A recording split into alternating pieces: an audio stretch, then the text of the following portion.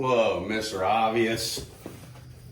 This new studio is looking awesome. We got a little work to do yet. Yeah. Get some flags hanging up, and yeah, it's looking pretty sweet though. Yeah. Yeah. I'm happy with her. Yeah, we get a few things hung up to look good. But I'll tell you what's sweet, What's that? that box. Oh man. New York City. That's what's not important. What's inside is what counts. Whoa.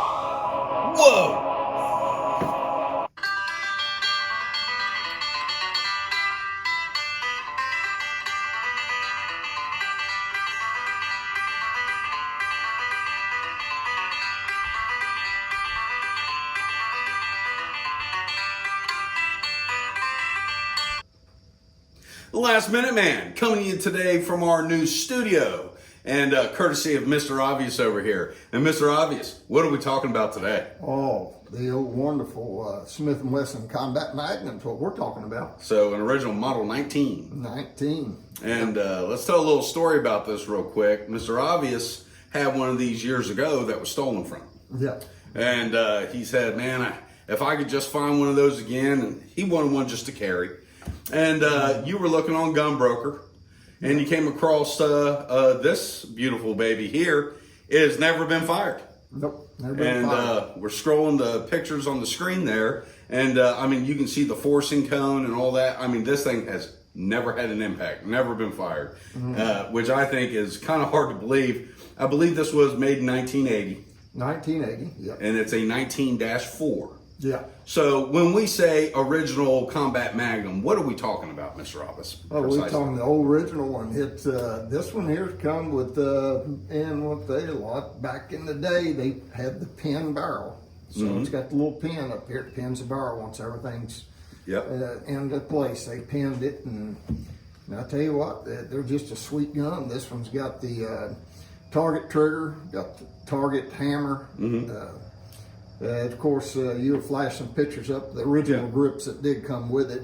Yep. I like my grips that I carry, and so I put those on there. So. And that's off another Model 19. Yeah, that's off my 6-inch we done a video. Roger. So. And it's also got the recessed cylinder, which is really cool if you're using moon clips or something like that. You know, if you are law enforcement and you had to speed reload, you could carry moon clips with you. Yeah. And you could just throw those in there and they work great, which I think is a little more attention to detail, things like that were done back in the day that aren't done today. And this came with this beautiful display case and everything. And it was a New York Environmental Conservation. Yeah. And so basically what we call the game wardens here. Yeah, you know, pretty much. It's basically here in Kentucky we have game wardens. And they are law enforcement. Some things like you were mentioning on the trigger here, it's got the competition trigger, which gave you serrations on the trigger. Yeah. So you knew right where your finger was on the trigger at all times. The wider hammer spur on the back, and the combat models, what a lot of law enforcement use, had a smooth trigger and a more narrow hammer spur. Yeah. So. Yeah, this one stood out because it had what my original one had. It had Right. the wide hammer. And you like wide that. trigger. And everybody's got a different preference, and it's what you're using it for. Yeah. And really what it comes down to is what do you like? It's what I grew up with, And I just used to it. And it's just amazing that you've got one at the price point that he picked this up at also, by the way, because you'll find these people want, for a heavily used one, you'll give what you gave for this. Yeah. And what really made it, and Mr. Obvious told me this before he bid on it, I said, man, you know, it might not go as cheap as you think, because, I mean, it comes with a great display case, all that, and it's got to be a little more rare. He said, I think that hurts the value. You know, having the New York State on there. It wouldn't if you worked as a New York State conservation officer, or if granddaddy worked for him or something. You know, this would be a lot more valuable to you. But to the average collector, I guess that wasn't precisely what they want, you know. Now, that worked out in your favor, because now you've got a brand new, essentially, Model 19 Combat Magnum that was built the old way. Yep, this was made in 1980, so they had 1880 to 1980. the 100 year. And well, Mr. Obvious, we'll get into a lot more detail about this after we get out here and shoot, because as they say, the proof is in the pudding. Yeah. So let's get out here and see what she does. Let's see what she does. That's what we bought her for, to use. So we're going to Yes, use sir. her. So first shots. Okay, Mr. Obvious, we have got this baby loaded up with some 158 grain Hornady XTPs over which kind of powder? We're shooting 2400 powder. All right. Yep. So this is the very first shots this old girl's had through her, and we're going to see where she prints. Mr. Obvious is shooting at this target over here at about 20 yards, and we're just kind of see where she's grouping, if we need to make any adjustments. So it's been a long time of waiting. Let's see what she does. See what she does.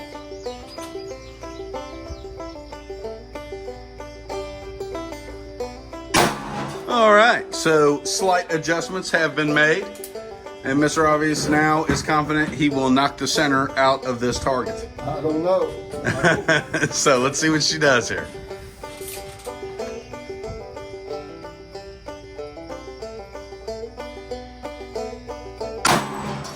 Whoa! Now it's hitting center. I'm hitting way higher than you. All right, what you got there? All right, so these were your first few shots right here. 3 of them right there. Okay. Then when you zeroed it, he was shooting right here, dead center, and he raised it a little bit on top of that because he wanted to be dead center on it. This shows you how different sight picture is for people. Because when I shot it, I stacked 2 right here. So Yep. I'm radically higher than him. The way I'm looking through the sight is the front of that sight blade is even with the back of the rear sight aperture. Okay. Mr. Obvious is doing the same thing. I don't know if it's a bifocal thing or what, but our perception of where we're aiming is clearly radically different. And you guys let us know in the comment section what you think it is. Maybe I'm just completely wrong. But that's the way I've always aimed. It's just you got your rear sight aperture and the front sight blade is filling that up. It's even with the top. So, and I believe that's what you're doing as well, Yeah. Mr. Obvious. So Yep. it's just perception. So we're gonna get out here. We're gonna do a charging bear drill, and I want to show everybody this holster setup. All right. Now I thought that holster you got there, Mr. Obvious, that's actually pretty nice. Yeah. Let's show what you got here. He can put his 357s in there, and he's ready for the OK Corral, it looks like. And this is just a neat rig to get out and just shoot with. But yeah, if we were carrying concealed or something, this would not be your rig. But this is pretty neat. Let's get out here and do a charging bear. And for the folks at home who've never seen us do this is our charging bear drill. So what Mr. Obvious is going to do is shoot at the furthest target, put 2 shots on that. Then he's going to transition to the closer target and put 2 shots on that. And then he's going to fire at the water jug, and that is simulating the bear getting closer and you running in circles. so let's go ahead, Mr. Obvious, and when ready, have at it. Let's go surrender position and go. Oh, get that there. Oh no, shoot closer, he's getting closer. Shot high for me. All right. Okay, so important thing to note, Mr. Obvious shot way high there as well. So what did we find out, Mr. Obvious? I guess it's shot high for some reason on there. Yeah, well, I guess when he raised it a couple dials, it looks like it took it way higher than it was taking it before. So we brought it down again. So that might not have been my sight picture screwing me up right there. So let's go out here. We brought it down a few turns. And let's do it again. And charging bear. So 2 here, 2 on the closer target, and 1 right there. And see how fast you can do this and how accurate. I think I'm gonna slow down a little bit. At least the first shot to see if I'm on target. Yeah. Do it as quick as you feel comfortable. You know, hey, because the firing 6 shots at a bear and missing it all 6 is no good. So, all right, surrender position. Go.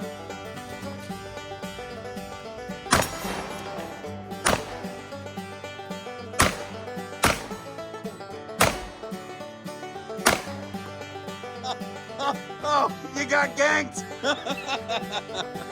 It happens sometimes. Let's not make any adjustment to that sight to make it fair. I'll do the same thing, and let's see how off I am. This is just great.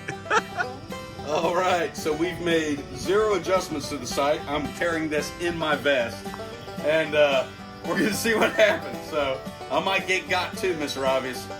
I'm just carrying this in my vest here. So All right. all right, All right. win. Ready, go. Ah!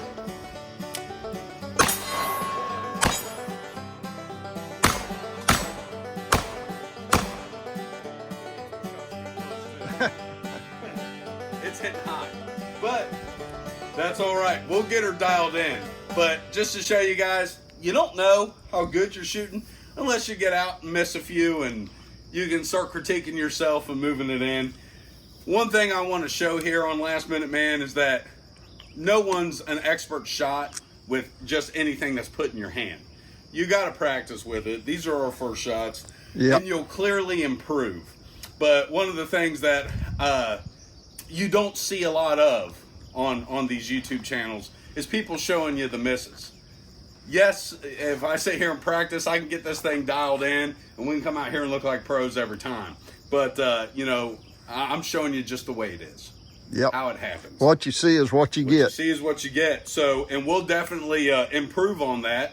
But we're going to get this dialed in. I'm going to have Mr. Obvious stack some bullets with it and come out here and give him a second run. Okay, so we're going to reassess and do another baseline. And this firearm will be zeroed to Mr. Obvious's sight. So he's going to shoot and put 2 shots on this farther target here. And that's darn near 30 yards. Yeah. So he's going to put 2 on there and just see where it's hitting. Yeah. See if that ain't hit. We got to get a good baseline.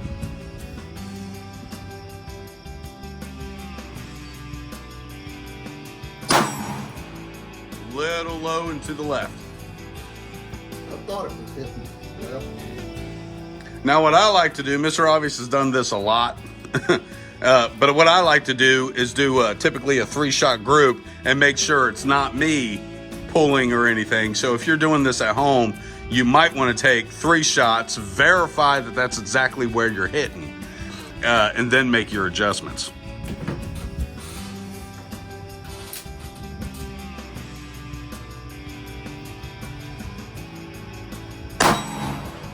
That was spot on center. So we'll go down here and show the target. so we got our first shot here, and I moved over to the right and up a click, and so it looks like we're right about dead center. And like I was explaining though, Mr. Obvious does this so much, he's pretty confident when he shot that was true to what he did. Sometimes when you're getting into this and you're new, sometimes it can be your technique throwing you off as well. So you'll end up chasing your tail, and we have seen that where people will shoot, and Mr. Obvious actually sold a firearm to a friend, and he said, man, I can't get this thing to 0. And it's a lot of, I guess he was having bad technique and he was chasing his tail. So he'd make an adjustment because he shot left one time. The next time he was shooting way right. or, oh man, I shot just in the same spot. Well, it was his bad technique causing that. So it's good to get a 3-shot verification of where you're hitting. Make sure it's not just you, then make your adjustments. But you're hitting dead center now, Mr. Obvious. Let's get over here and give you another run at this bear drill. All right, charging bear drill 2. And Mr. Obvious, he is zeroed. You are on now. Let's see what she does. Yep, she does. Ready? All right, and go.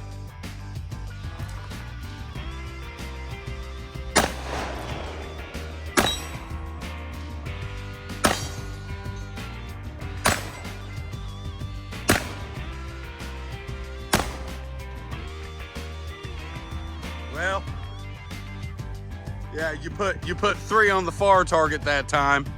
Okay, that's one more run. Let's do one more run. All right, so what we're seeing here is improvement every time, and this is why this is such a good drill. It's getting used to a new gun. We've seen Mr. Obvious do this drill before and not miss a shot. So this is what you'll see though, and you got to practice. You'll get better every time. So Mr. Obvious, let's do her again. Last time. Okay, Surrender position and go.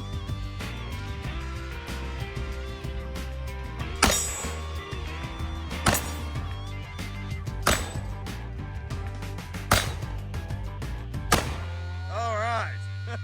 Now, I did notice that time you went single action the whole way, Yep. which helps. My style of shooting. Yep. And you saw he didn't miss it at all. And, you know, there you go. You know, you're going to get better every time.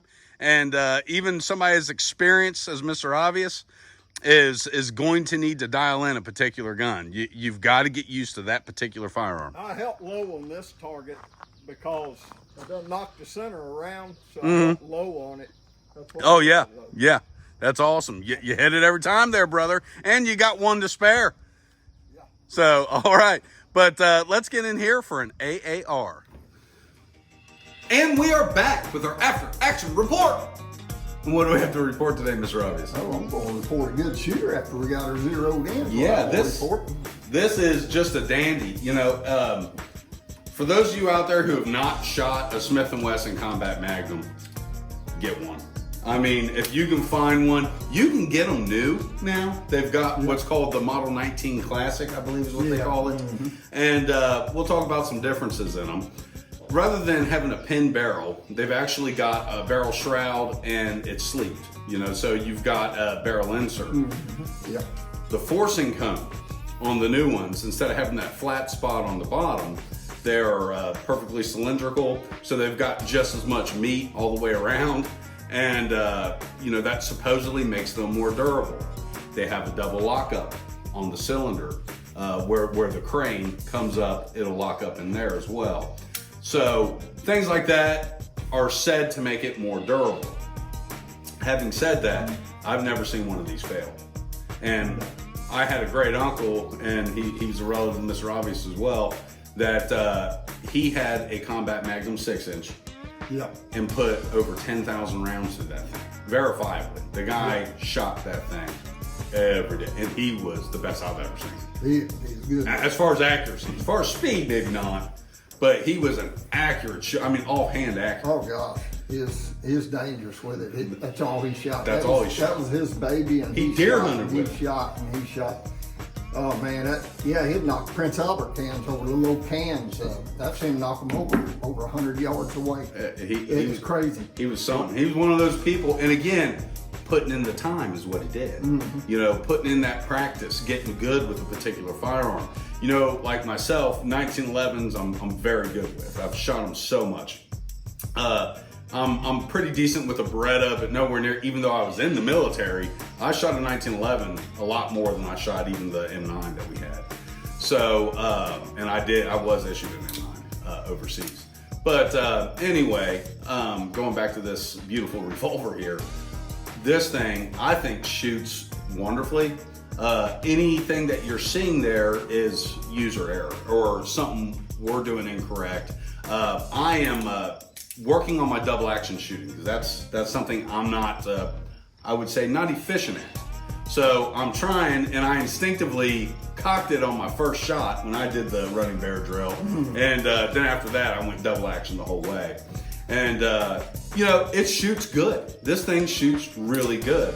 And once Mr. Obvious got it really dialed in, Yeah. you saw improvement, and you know, he didn't miss a shot. That thing's stacking them one on top of another. Yeah. Yeah, and talk about that trigger. Talk about that action. Oh, Just, I love that action on this. and I don't know if the transfer bar on the new ones, you know, because the firing pin is inside now. It's not on the hammer like it used to be. But something is different. When you work a double action in these older models, I mean, even this one has never been fired until today. Yeah.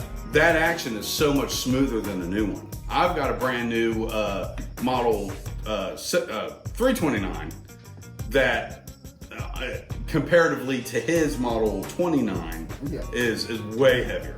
I mean, it's just completely different. The action is. I don't know if they were just a little more precise on the machining. I don't know. Somebody else will have to tell me. I tend to think I think it's just the way the meticulousness of how they put things together back then. Yeah, I see a lot of it's hand fitted in that back then. I don't know. I feel like they did a better job back then. I do. It's not that Smith & Wesson doesn't make quality parts. They make quality firearms. There's nothing wrong with these new firearms. I just feel like the older ones were a little nicer, and that might just be mental. You know, let us know in the comment section what you think. You know, am I mental? Sure, but I've never had one of the newer models. I always liked the old ones. well, I had a 686 Plus. That was the worst shooting gun I've ever owned. Yeah, I remember that. It held 7 shots, and that thing, I have never gotten a firearm from the factory that we had to take the sight all the way to the left to get it to shoot straight at you know, what were we, 10 feet? And you know, I mean, it was shooting that far off.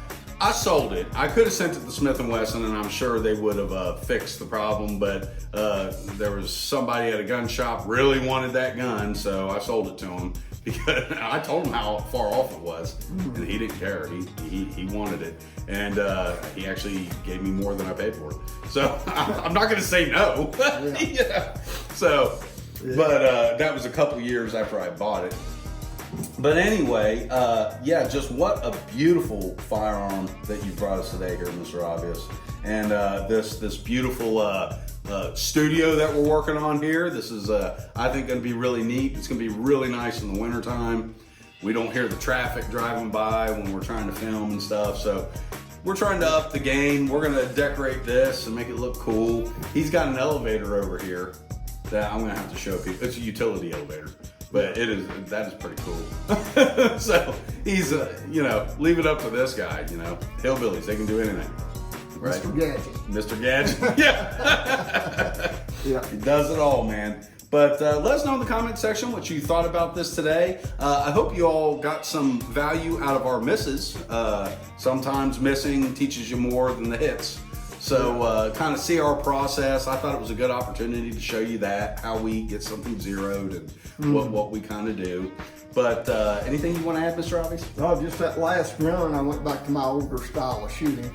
So yeah, I you just did popped it single back action. every single action, didn't double action, I just single action, and just helped right on target, squeeze the trigger. Yeah, and you shot actually fairly quick, even shooting single action. Yeah. But yeah, I'm trying to get more efficient at double action, and it was funny because when I drew on that, I immediately cocked that hammer back, and then that's a mental block, you know. So you got, if a bear's charging you, I doubt you're going to cock the hammer back. That's why, you know, I'm trying to get better with the double actions, even though I don't even carry one much anymore. But it's still good to, you know, have more tools in your tool chest. You know what I'm saying? So, well, with that, everybody, remember, keep your knives sharp, keep your powder dry. Subscribe to Last Minute Man and watch us on Rumble.